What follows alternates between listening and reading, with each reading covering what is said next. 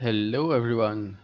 So today we're going to look at a very specific situation. So I've made these filters. So effective stack size are between 10 and 25 big blinds, so pretty short. We are in the big blind to say. Position 8 is the big blinds.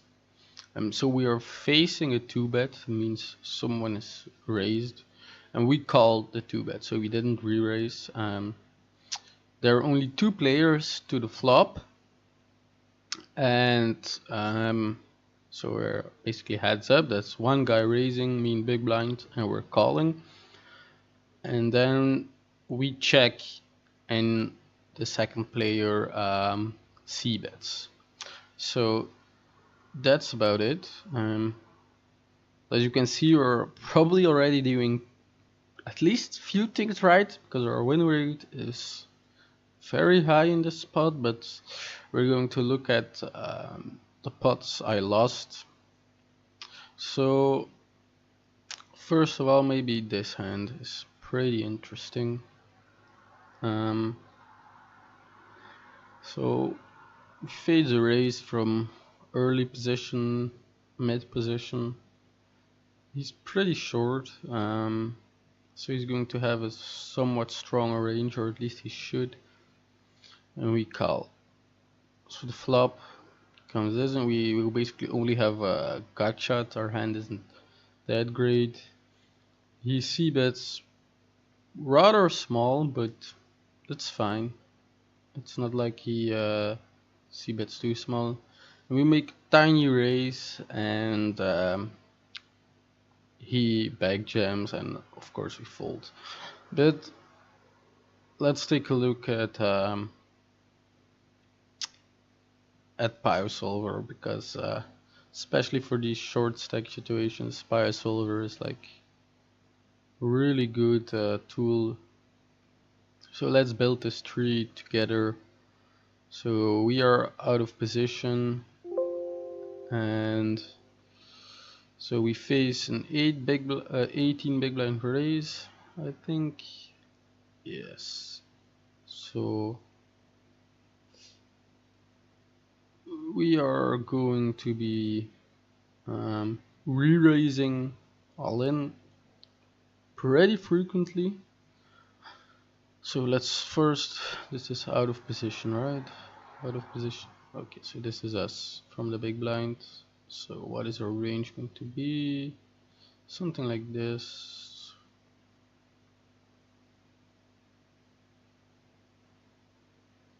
I mean, some of these hands are profitable 3 bets, or like get it in like these, but they're marginal, and calling has often more EV.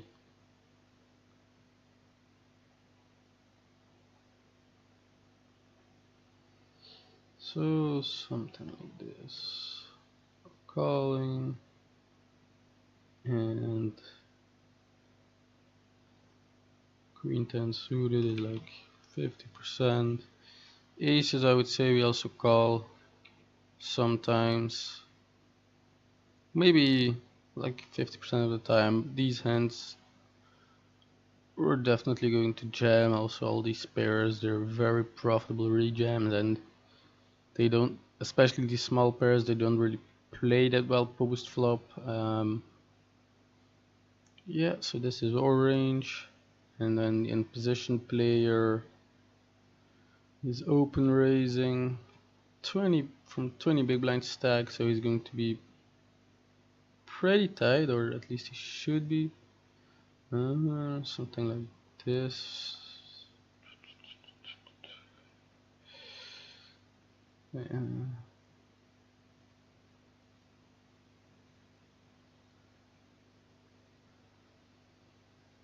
I mean, some people also just jam a hand, like for example ace 9 suited. You don't with only 18 big blinds, but we're not going to take that into account because they probably shouldn't do that. So this is like the suggested opening range. I'm just going to stick with this. And the board was, I think, Queen of Clubs. Oh, no, Queen of Spades, 9, 3 of Clubs. And the starting pot,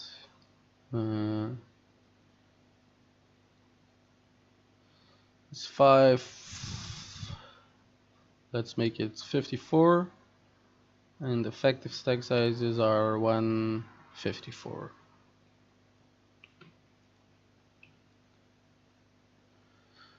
So he bet pretty small. So we're going to add 13 and a bigger sizing as well.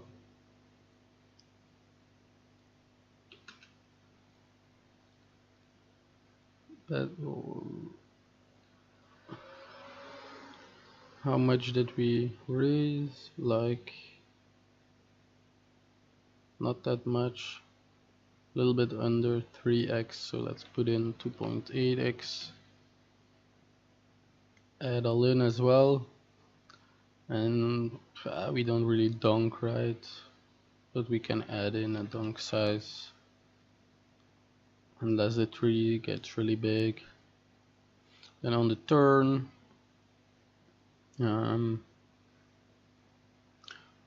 of course we aren't really interested in the turn, but if we don't put bet sizes in there,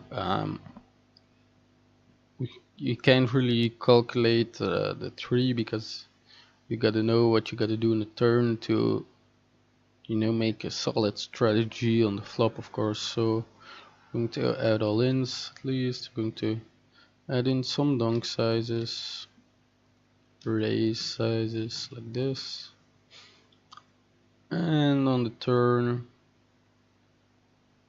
I mean, like 40%, 80%, and 130 or something. On the river, it's same.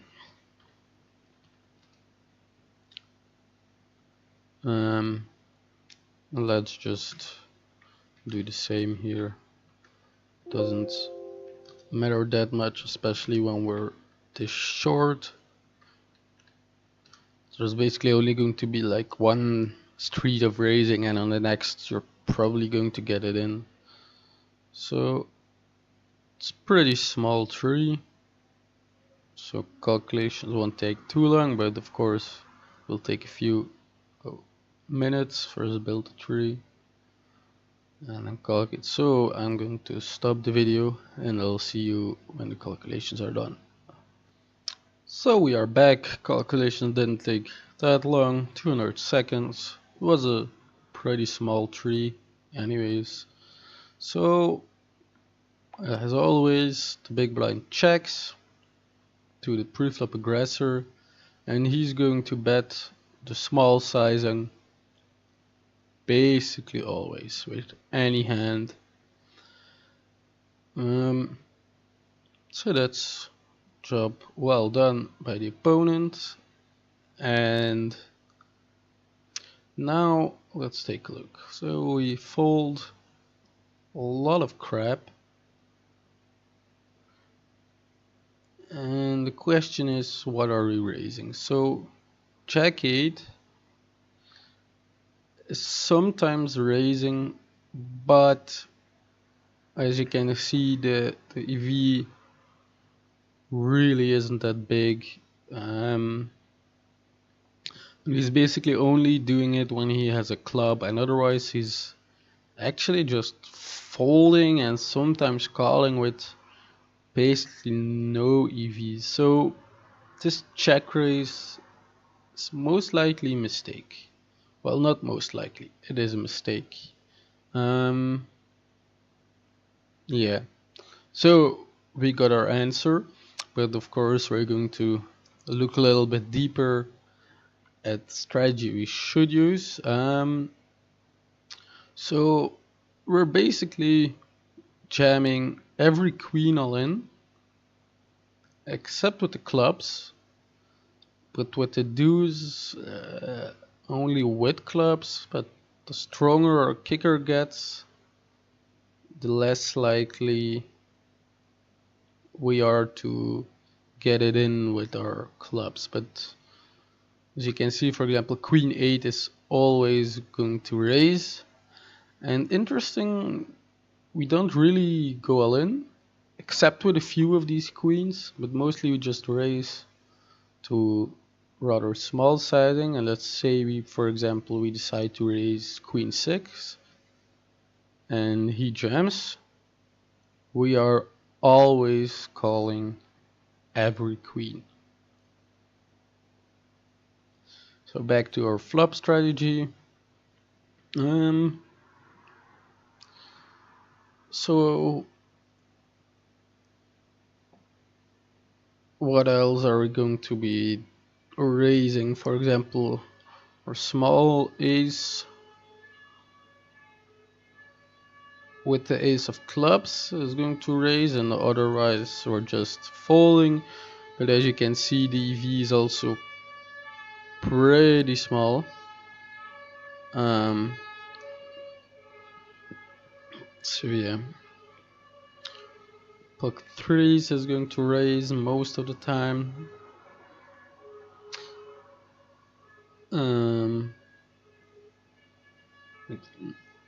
Interestingly, now with, for example, Queen 9, so top 2 is never going to raise, or almost never. We're just calling. Basically every 9 is just calling, and their 9-3 is sometimes raising. We're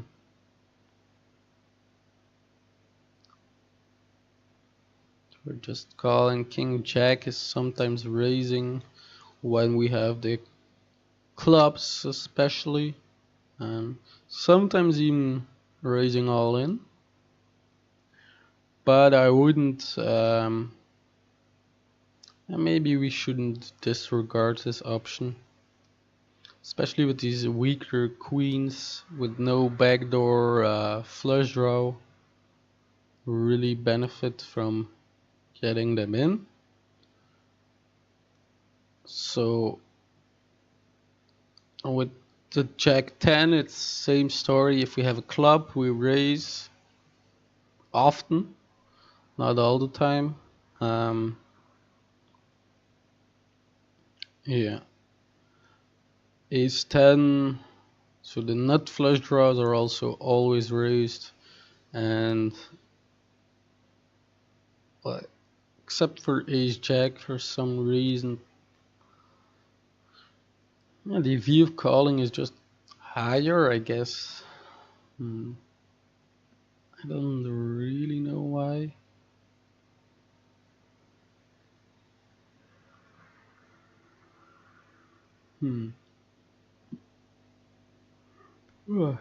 Excuse me. 10-8, sometimes raised, again, only with the clubs. So you see that these weak hands, also Jack 8, which I decided to raise, is basically only raised when we have club. And also not all the time. Same with 10-8. Queen 8 is just also raising, calling. So yeah, what do we do with our 3s? Some are used as bluffs, but King, Jack, 10 kicker.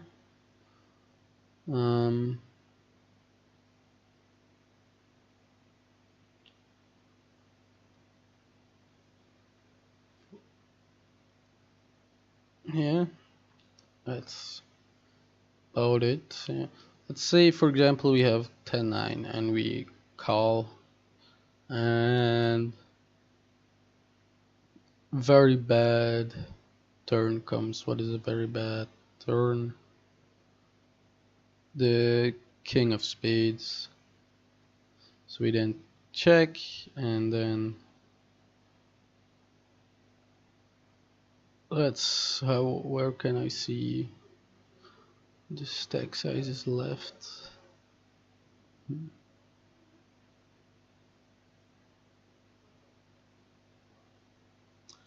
I don't really know, but it should be, so a bet 16, and so it's still like we have like 1.5 times pot left. And he's going to, on this king of course, he's going to continue c-betting small with every bet. Never going to size it up because I think it's increase is a really good card for his range. Yeah. Let's say for example the worst card comes, so the 8 of clubs.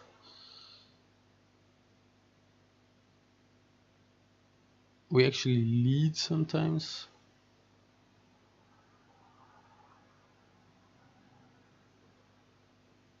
Wait, why does it show here that we lead this often, but here only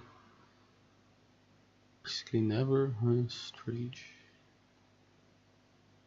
Probably because we basically never have this combo in our range, because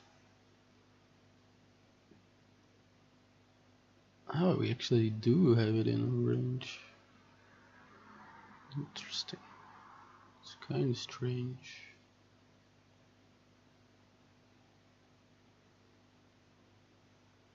So yeah, also this is probably something we didn't really look at, but these smaller flush draws, they really prefer to call.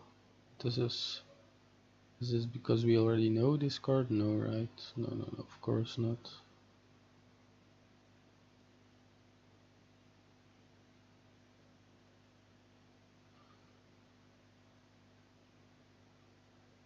And only the stronger flush draws are getting raised.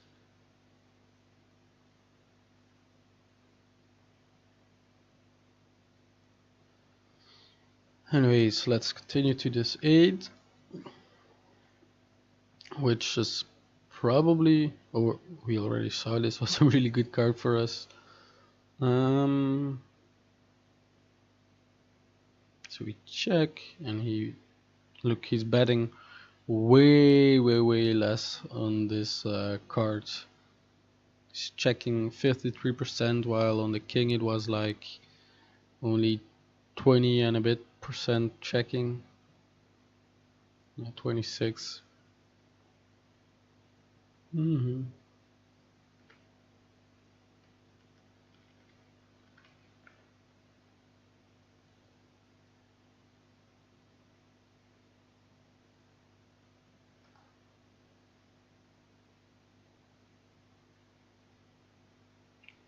Alright.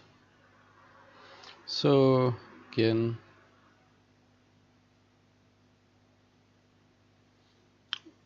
let's add this to our bio studying file. But I'm not going to do this in the video. This might be a little bit boring. So I'm going to pause and then come back with a new hand. Alright, let's take a look at some more hands. So, I think this should actually probably just be jam, right? Pretty sure. Let's take a look in HRC. 12 big blinds, king 9 versus cutoff open.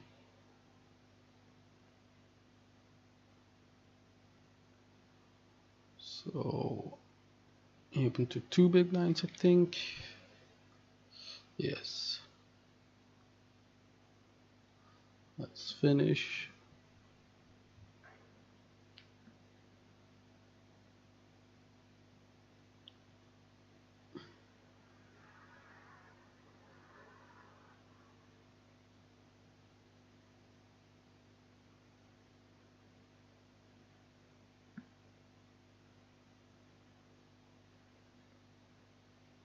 So I think this is the player in the cutoff.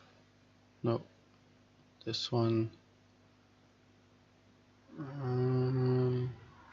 It's probably not going to be using this range. or something like this. I'm just going to use suggested range. Should be opening like 32%, something like this.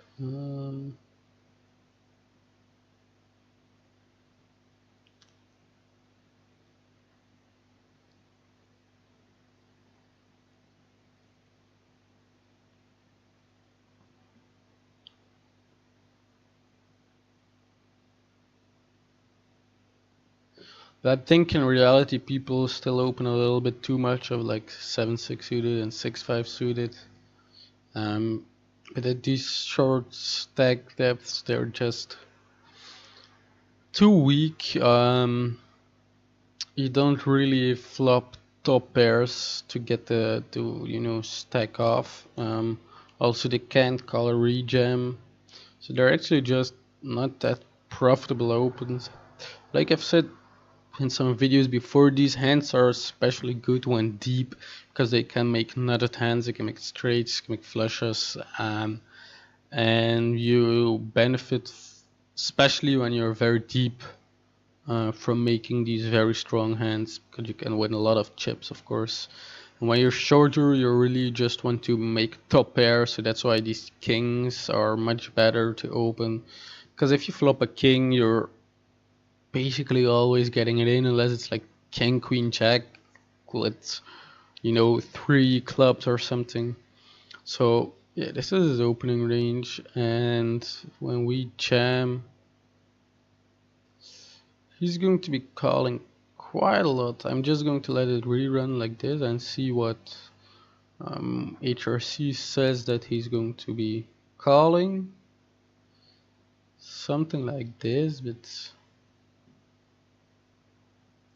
I mean, okay, this is pretty wide, but I guess it's okay. I mean, yeah, I think he should be calling this. So even when he's calling this much, King 9 suited is a very profitable rejam, and I don't think we're going to get a bigger profit by calling. I mean, it's very unlikely. Let me just take a look at suggested. So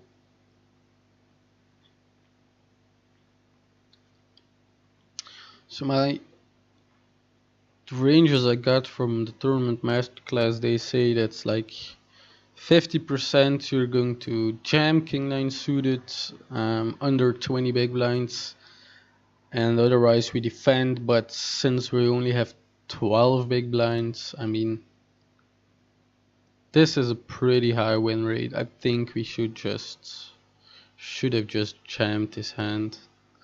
I don't think calling is correct. Yeah. I mean,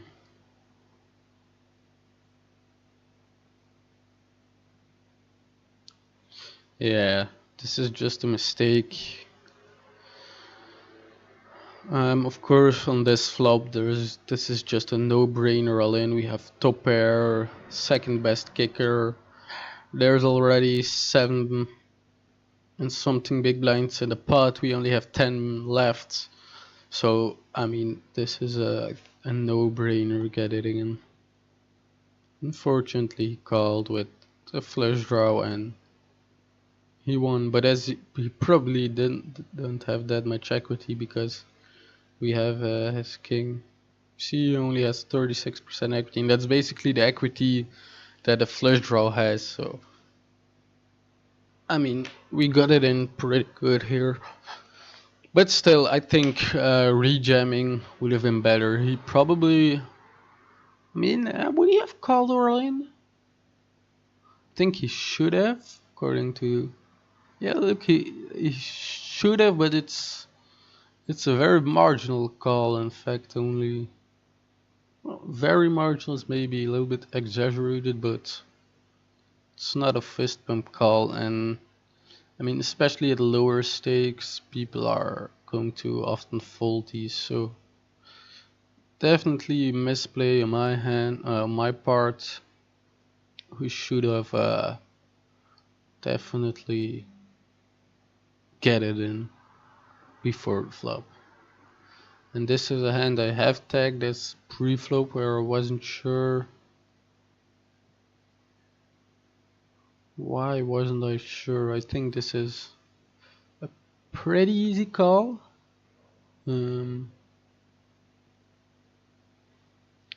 Let's take a look at some suggested ranges. So big blind versus this is MP. I mean, there's just no way, or folding also no way we're re-raising. So I mean, this is very easy call. We flop an open-ender, he bets, and now what do we do? And this is interesting. I wonder what I did. I raised like this and calls. Now I think we have to jam. Pretty sure this is a mistake. Now of course we fold. Yeah, I think, I'm not sure actually. So this is another interesting hand to make a pio solver analysis. So he has like 25 big blinds. So we're going to first start with the other guy's range. So he's opening effectively cutoff hijack, so MP. 20 big blinds, 20 or 25 big blinds. So the in position player. Oh, let's give him all these hands for sure.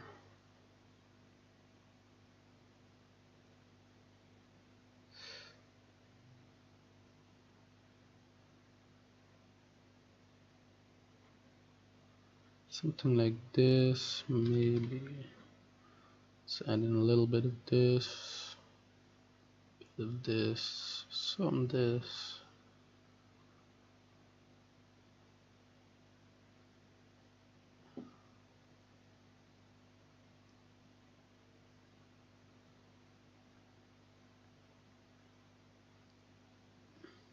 Something like this. And then for the defending range should look like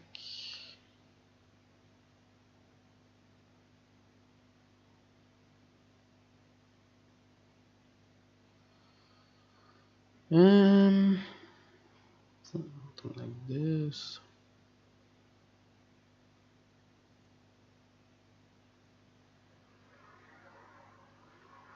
So he min raised, I think. Where I already removed. He min raised, right? No, 2.2x. So versus 2.2x, we probably can't defend much wider than this. Let me take a look. So we can maybe defend a little bit more like this, but not too much. If he was min raising, we could defend all these hands. So something like this seems okay. Of course, these hands.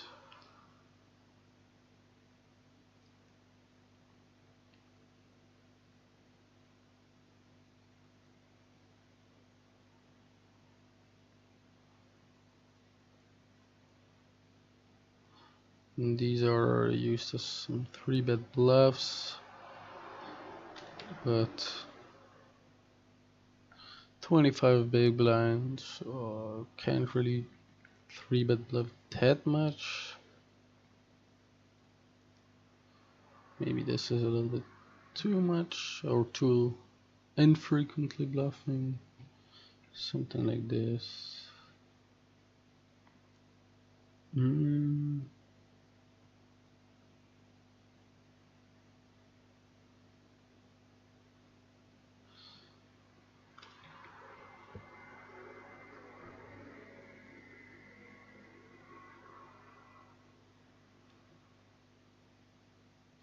I don't think we call aces from this stack depth. Maybe we can. Maybe just sometimes, but not too often, I think. Um, in these smaller pairs, so sixes or tens, we're just jamming. Jacks, queens, kings, we're raising, and of course calling. Ace queen, I think we're jamming as well. Ace king suited, ace queen, and aces we're just three betting and calling, of course. Same for ace king. Ace king we sometimes also call, but probably not too often. I mean, it's suggested to call like 50%, so let's leave it like this. So the board, what was it again? 9 6 deuce, so 9 of hearts, 6 of clubs, deuce of hearts. Correct? Yes. Starting pot is 5 6, 5.6, but it doesn't work with decimals, so we're just putting in 56, and stacks behind are 217. So what sizing did you use? A little bit more than 30%, so yeah, it doesn't matter that much. 35. We raise to like 3 point something x. Maybe we need to raise a little bit less as well. Probably not. I don't think a min raise makes a lot of sense on this board. Yeah, we don't really have a donk, I think, but unless the tree gets really big, which I don't think it will, we're just gonna leave the donk sizes in there. So what else can you bet on the flop? Like much higher, like 70%, 75 is alright. We're going to add all-ins. Turn, bet sizing. I mean 40%, 80 or 150. Raise size 40% seems alright. These raise size I mean, I saw this from people who know what they're doing. They're putting in 40 or 50%, something like this. Yeah. Tur a river, I'm gonna add in the same. Again, we're pretty short, so when deeper it makes more sense to add in more bet sizes. When short, it's alright. So the tree isn't going to be that big.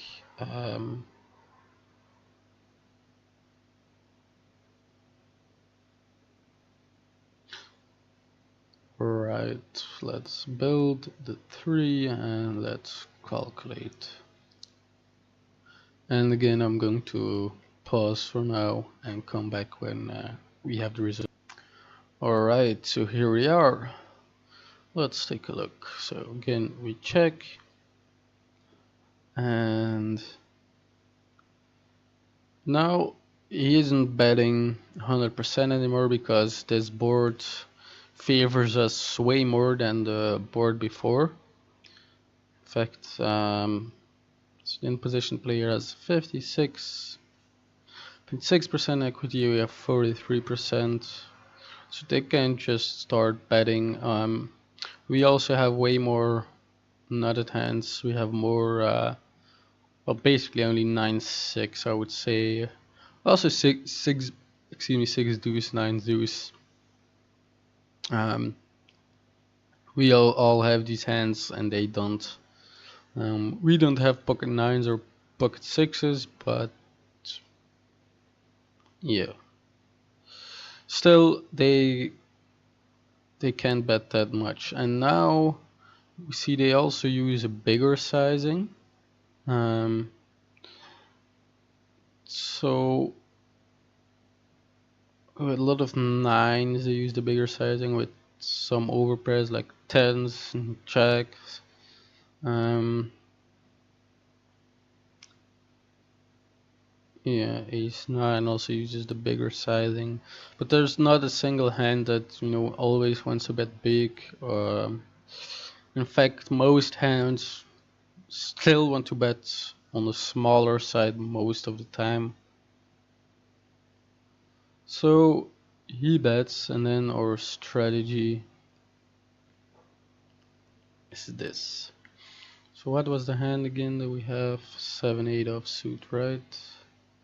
And it is actually a call. And not a raise. Because, yeah, if we raise, we probably can, and they jam, we cannot call, right? We actually can call. But not too happy about it, of course. Our EV isn't that great. So we actually call this hand. And we actually do use the small raise size sometimes, so it's like some 6 deuce, 9 deuce is always calling, 9-6 as well, so that's like a recurring theme here in the previous simulation as well. We were calling for 2 pairs, and here we see the same.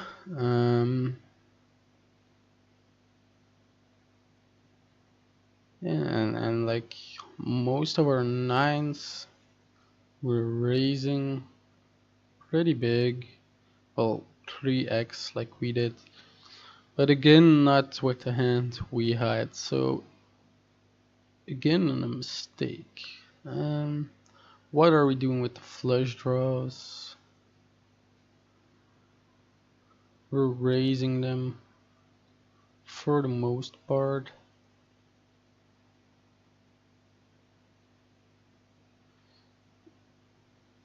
Even backdoor nut flush draw gets raised sometimes. But the bigger a kicker, the less likely. Interestingly enough, we only call aces. Well, it doesn't really need that much protection.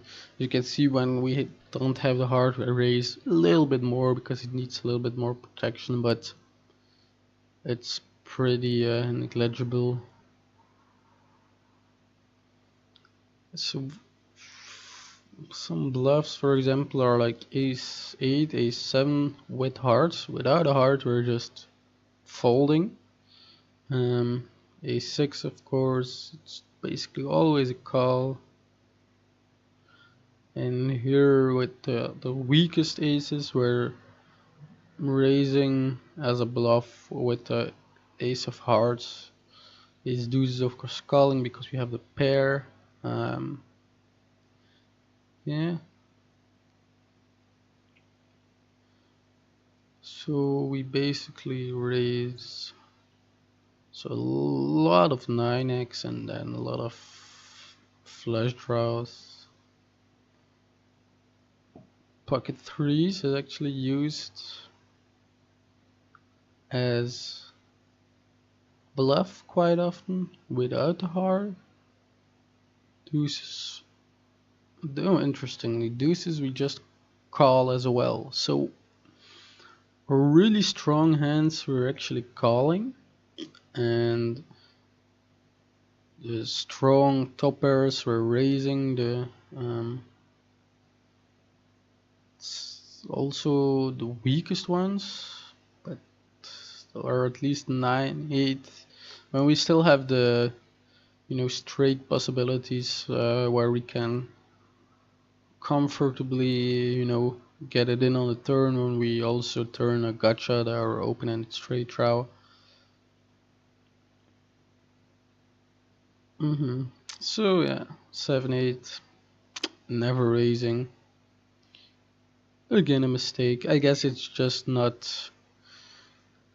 It's a hand that's probably it's way too weak to fold, or too strong to fold, I should say. Folding would be a huge mistake, but it's also not strong enough to raise. So we don't really want to turn it into a bluff.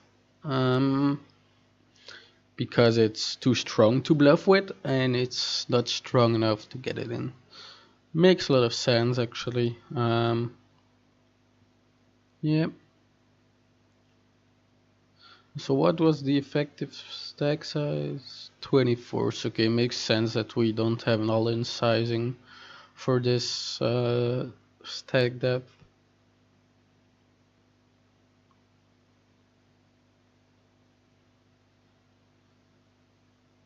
Yeah, makes a lot of sense. Let's take a look at if we call um, like the 7 of spades. Or let's say the Queen of Spades comes. Probably not the best card for us. Yeah, no, so the big cards favor the razors range and small cards or range. Makes a lot of sense. Also hearts, pretty indifferent who they favor actually. Maybe just a little bit us, but not that much.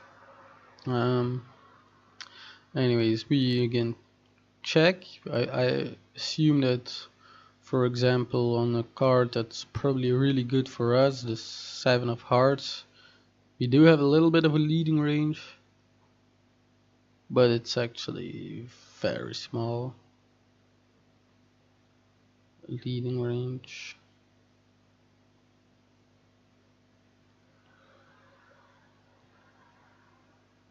Yeah, we lead our top pair ace 9, but like we saw before, we shouldn't really come to the turn, as you can see with this hand, because we raise it on the flop. So, and that's why, I mean, as you can see, only 3 combos, that's basically nothing. So yeah, so we check and they bet like, continue with 50% of their hands on the turn. They of course keep betting their flushes. Interestingly, with the 6, they sometimes, they more often like to check it back. And again, they use the small sizing on the turn as well, small like 40%.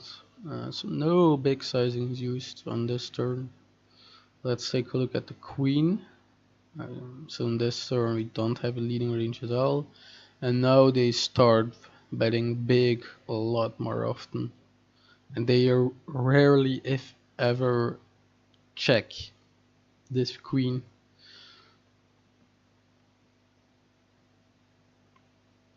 Excuse me. So ace king actually checks quite often.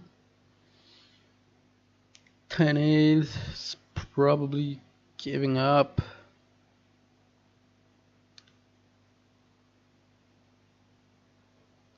7-8 is probably checking back to protect his equity most of the time. Though I guess bet calling is fine, but not really. I mean, I'm pretty sure they call. Yeah, but as you can see, doesn't really make a lot of chips. So, yeah. Let's say, for example, there comes a deuce of clubs. We check again, and here they also check back quite a lot, and if they bet, they use always the big sizing. So basically, when a card comes that favors their range a lot, so basically ace, king, queen, and jack, they bet small, or they continue betting rather small on the turn. And when a card comes that more favors the big blind's range, they are continuing by betting big, but also, of course, by checking a lot. And you have seen on the queen, or for example the king, it's probably going to be the same, or the king of diamonds. You see, on this one they also bet rather big, but not on the queen.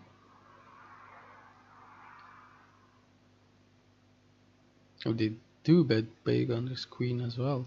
Wait a second. Oh, they do bet big as well.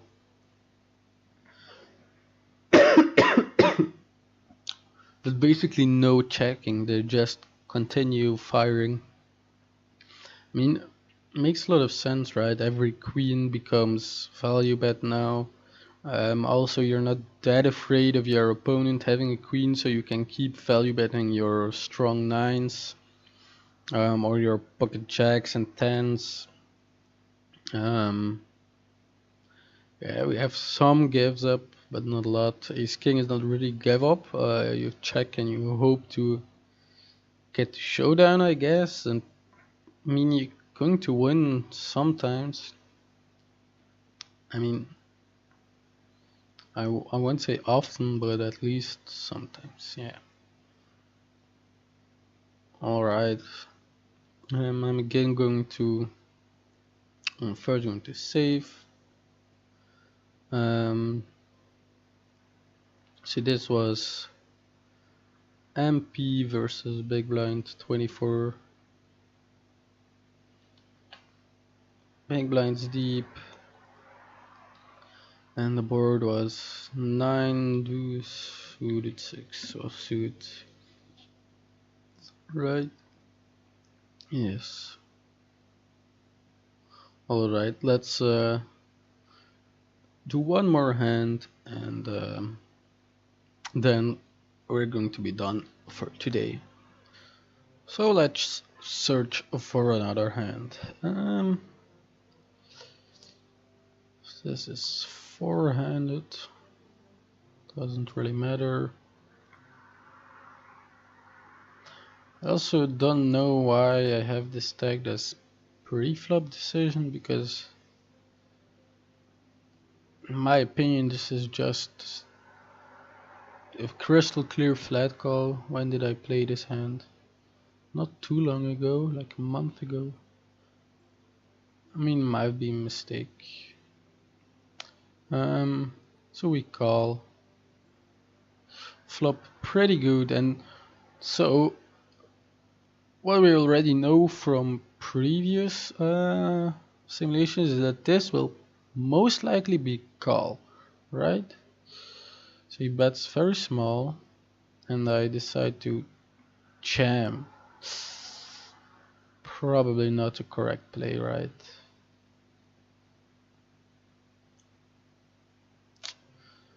Let's take a look. I mean, yeah, let's take a look. I'm already pretty sure, based on previous simulations, that we should have just called. And then this 10 turn would have probably saved us. But yeah, I mean, okay, this is saved, gotta close it first. And now let's, or defending range, it's gonna be something like this.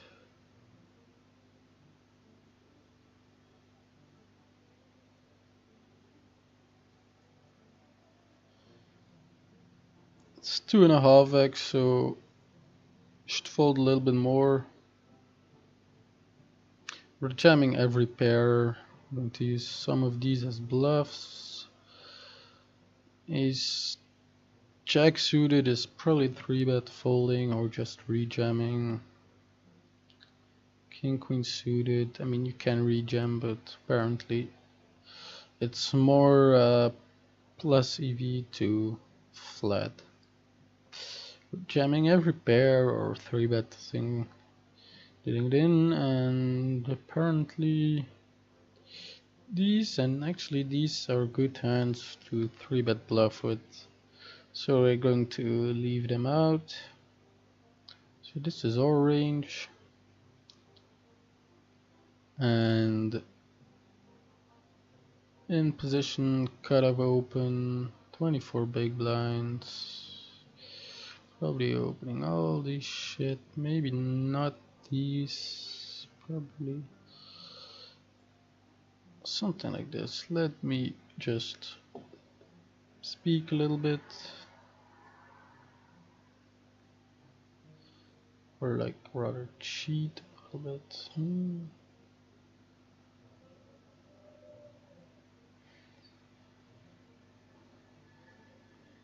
So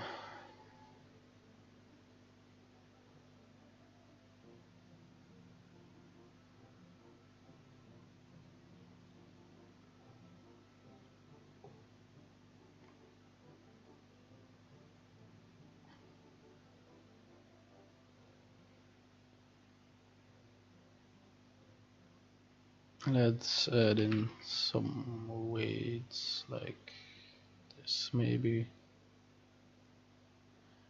something like this seems alright. Maybe we can open a little bit more hands. Maybe this one. Wouldn't open 10-9. Probably something like this. Maybe. Yeah, this seems okay. The board was king. I don't remember the suits anymore. King of spades, 10 of diamonds, deuce of hearts. The starting pot is exactly 6, we'll make it 60. And effective stacks are like this. So we're going to add all-ins on every street. Flop in position can bet 30%, 65%, and I don't think he's going to be betting more, but let's put in the 80% or 85, raising 40%, but I mean, if he gets raised, he's probably just jamming anyways.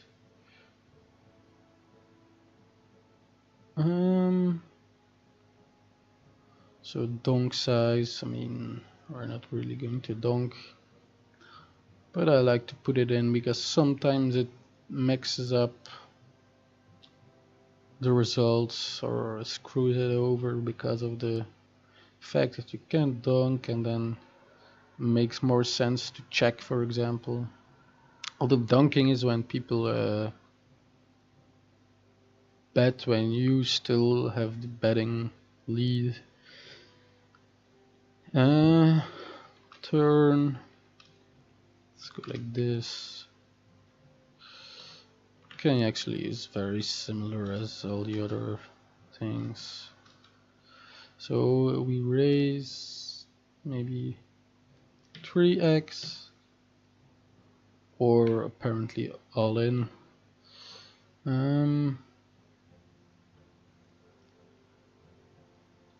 Bet size.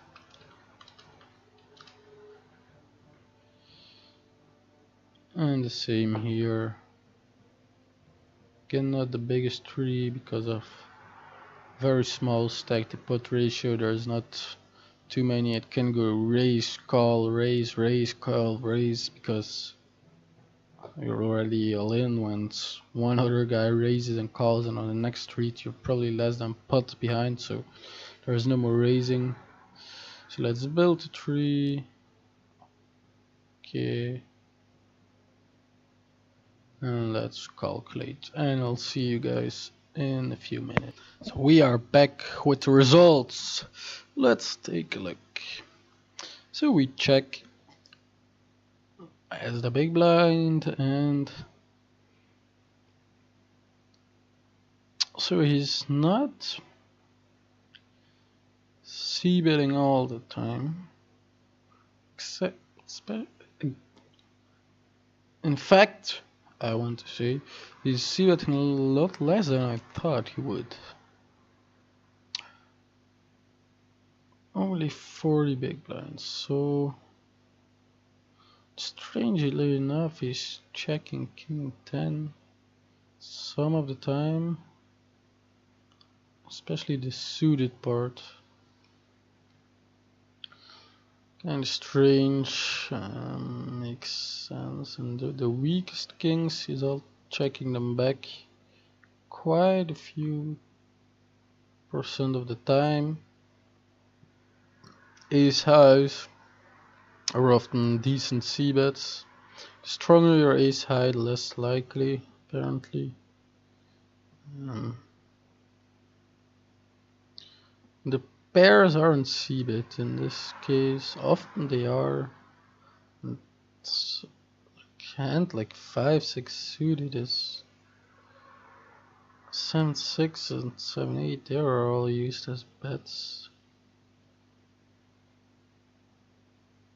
Kind of strange. Let's take a look at the equity. So, see, equity is very high for the in position player, and still he's not betting that much.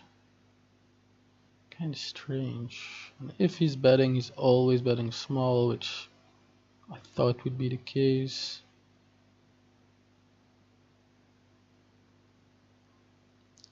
And as you can see, we never check raise all in. If we raise, we always use a small sizing, and like we could conclude from previous simulations, king deuce suited is not a raise. It's in fact a call. The small deuces are used as bluffs, but I don't know why does he choose 6 deuce suited much more often than 5 deuce suited or 7 deuce suited. I couldn't give you the answer. I mean,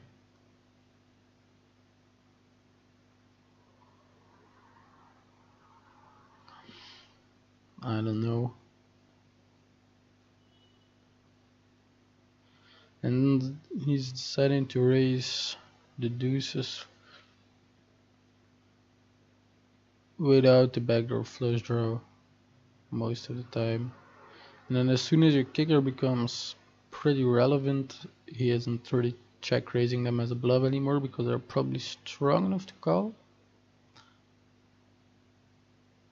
Yeah, so we are check raising like king 8 very often, king 7 even, basically every king.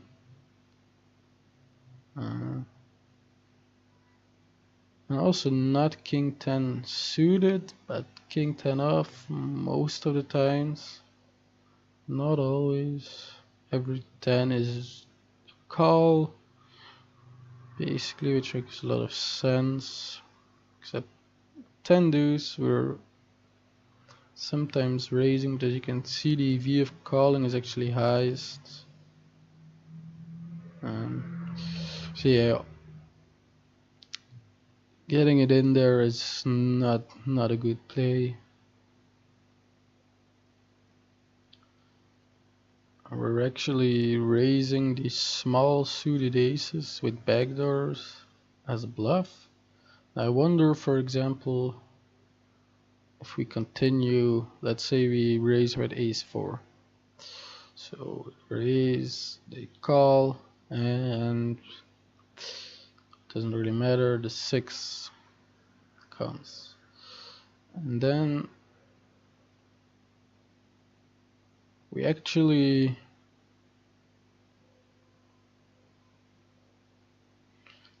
don't fire that much anymore. It's kind of strange. Why, for example, would you check raise ace 4 and then not barrel when you turn and do not flush draw? Let's say, for example, then check, they bet,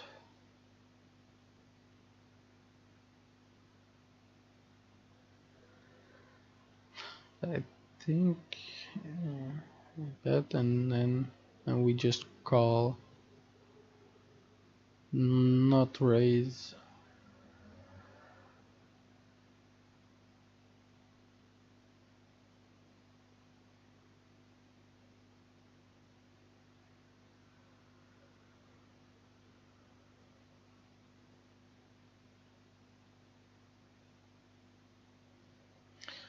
So, what else can we learn from here? Like Queen 9, Jack 9 is often used as a bluff, which makes a lot of sense. We have a gut shot.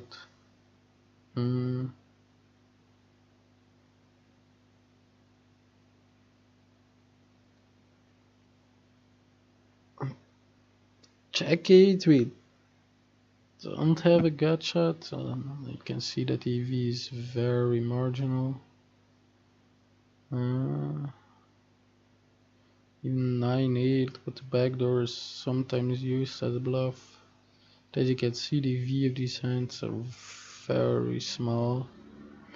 That's of course why we bluff them, but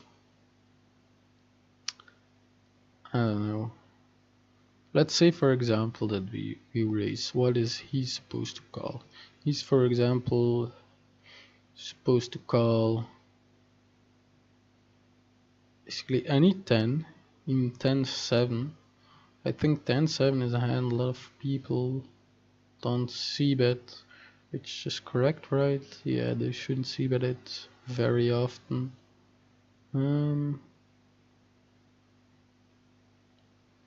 Also interesting is if when we raise, we don't want to get it in, just want to call to keep their bluffs in. I mean, their bluffs basically only gut shots that they don't have that much equity. Of course, if you get sucked out, it's pretty unfortunate, but there's just a lot of value in calling and then making them bluff. I mean, there's just no question asked. It's basically always a call. And for some reason, only aces, king, queen offsuit sometimes get it in, but I think if you would like run a perfect simulation, it would just never raise. And if you can see, there's only 3 combos of hands. It's negligible.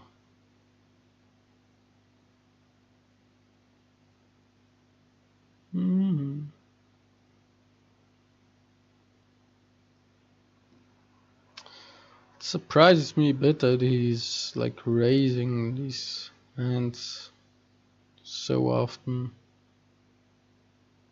Like king 8, king 7, king 6. I mean, it's raised most of the time. I mean, I'm pretty sure it is to get it in, right? You're not going to raise a king on this flop and then fold when they back raise. That would make no fucking sense at all. Yeah, see, every king is a call when you raise it and they get it in. And basically only the kings and 10 deuce, jack deuces with the backdoor is getting called when you raise. What the fuck, man? I mean, I wouldn't do this in game. Doesn't seem like that good of an idea. But as you can see, it is not raised very often, right? No, exactly. The deuce with the higher kickers, they're basically always just calls. And the smaller ones, they are raised as bluff way more often, but they also get folds when they go over the top.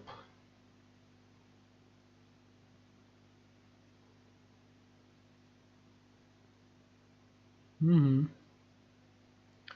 Pretty interesting. Let's see what happens if we just call. And let's say a pretty blank card comes, the 5 of clubs. We check our whole range and they continue betting pretty big. Well, they check most of the time. And if they bet, it's pretty big. Well, pretty big is like, I think, 80% pot. And so let's say they bet, then we're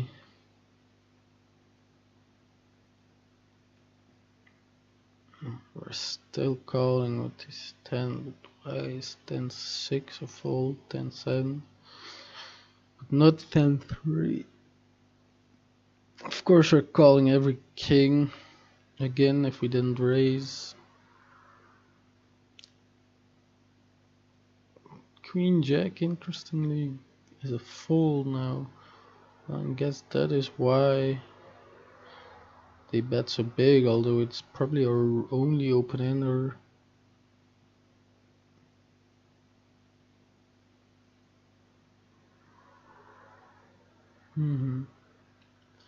Alright,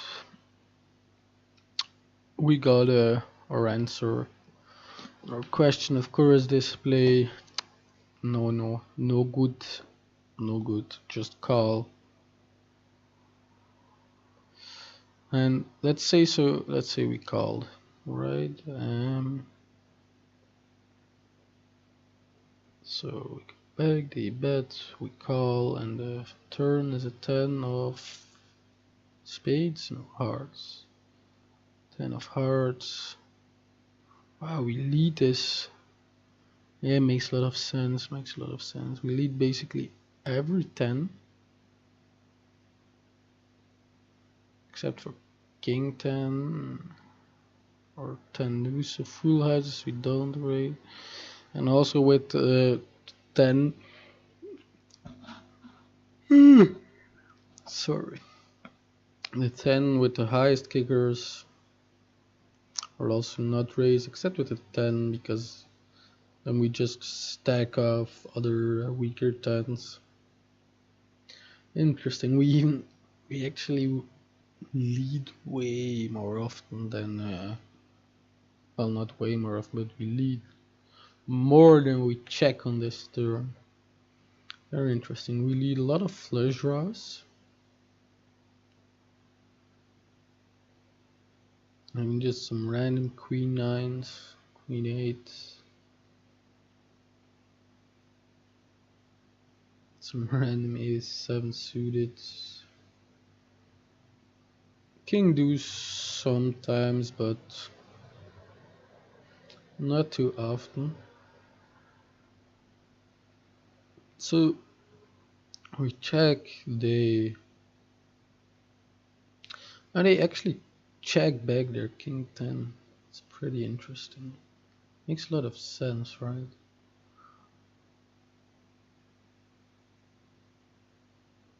But let's say they bet, we're still calling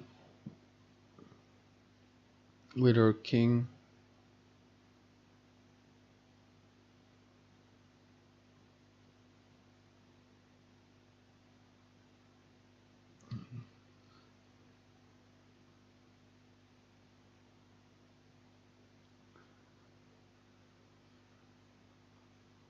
Why is it? Oh yeah, because if they bet on this turn, they use a small siding. So we called with our king. We check this river.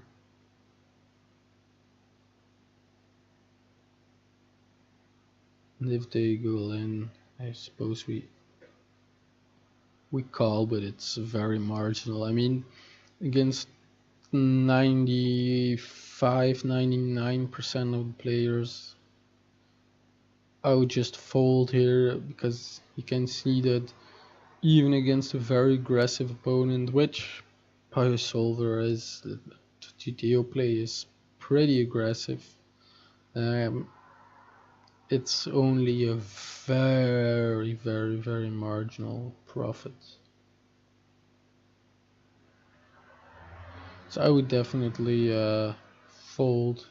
So let's say so it goes check check on the turn. And the river is again this queen. I suppose we just check call now. Check and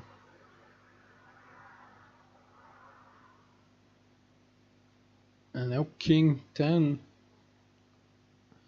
It's interesting when when the turn goes check check, they just bomb the river, but literally bomb. They bet over pot or all in. Almost always, they never bet under pot. This is very interesting.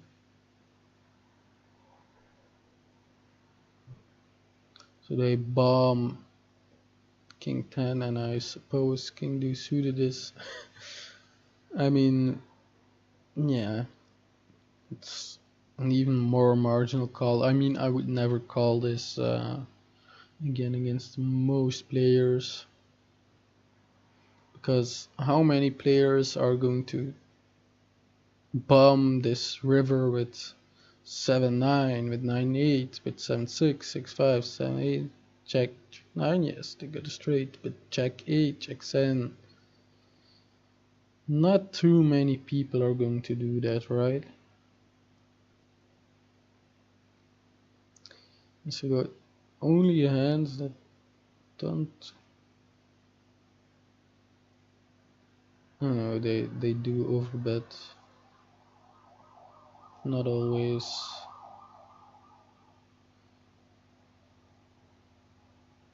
So these hands are the only ones that use non-all-in or non-overbets, I should say.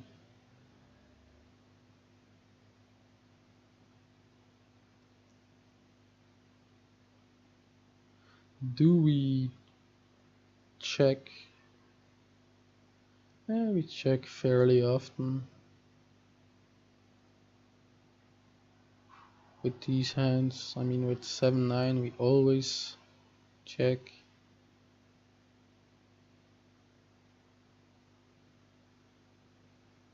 Or 9-8 as well.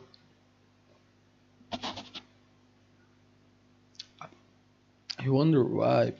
Why 7-9, 9-8? Is it check?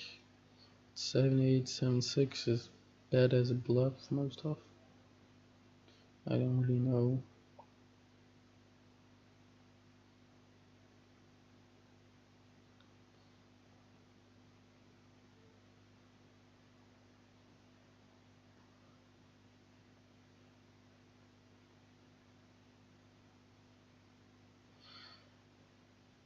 So he's checking his very strong flush draws back, which also have a gut shot.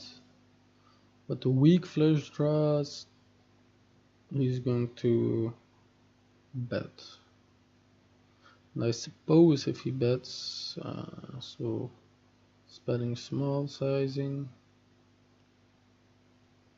And let's say we jam, he's folding them. It's pretty bad call.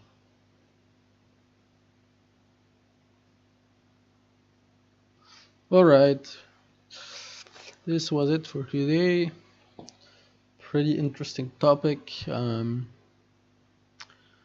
mean, we saw that we raised a little bit some hands too much, and also the all-in sizing doesn't make sense, but I mean, I've learned this pretty early on that you should be raising pretty aggressive when you call with short stack in the big blind. Yeah, as you can see, I make a lot of chips in these spots, so we're doing already few things alright at least, but probably our selection of hands can probably be a little bit better. For example, We shouldn't raise the straight draws, but rather just top pairs, even if they don't have the strongest kicker. It's apparently worth raising. So yeah, this was cutoff versus big blind, I think. Where is the hand? Right here.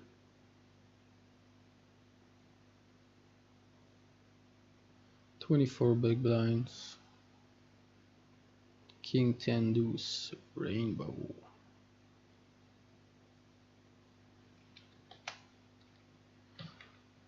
Alright, this was it for today. Thanks for watching, and I'll see you in the next one. Adios.